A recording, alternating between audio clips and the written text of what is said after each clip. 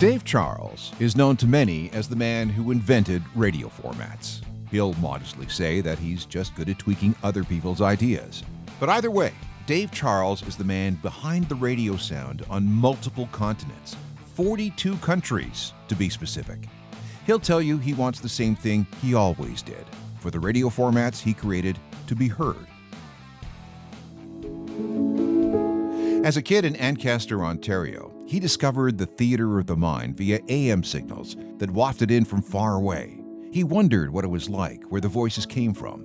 WSM Nashville, WABC New York, WCFL Chicago, CKLW Windsor Detroit, to name just a few. I wondered what it was like listening to the radio station, where the voices were coming from and where they got the content in the script. And both in front of the mic in his early career and behind it later, Dave was heard, and he helped others to be heard.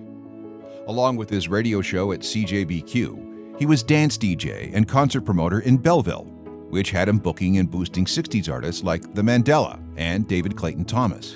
So working in a booth with talent and sitting on the other side of the glass and directing, I really found fascinating. I just, that was my calling. That's what I wanted to do. As music director of 1050 Chum and a co-founder of Q107, he helped Canadian content from a requirement into a robust and rockin' reality. As head of Keras and de facto boss of the Junos, he helped launch the careers of an unknown Shania Twain, a young Quebec girl named Celine Dion, and a teenage kid named Bryan Adams.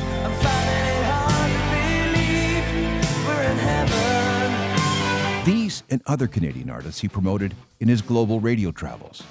The ability to work with those iconic artists and see their career take off around the world. I mean, being at my hometown of Brisbane and seeing Shania Twain fill a stadium was a thrill to me, Though he has dual citizenship, courtesy of 23 years changing the broadcast landscape in Australia, Dave Charles has practically bled maple syrup for Canada's artists.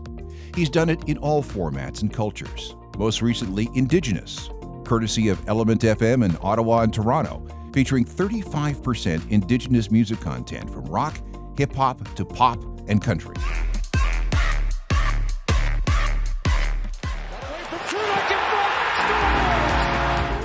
But the Dave Charles story might have turned out differently. A hotshot high school goalie, he was scouted by the Detroit Red Wings, but an ankle injury in tryouts cut that career short. But hockey's loss was broadcast's gain. And after more than 60 years in radio, the Dave Charles era continues at age 80. Dave is still fired up about what needs to be done. Now the CEO of Media Results, Inc., he sees hope for radio in a period of turmoil. Chaos is a chance for reinvention. Local is what matters. And he vows to remake radio to be relevant.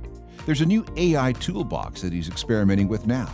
He believes that the best days for radio are just ahead. Dave Charles, I'm proud to know you as a colleague and as a friend. Neil Young said it best, long may you run. Congratulations.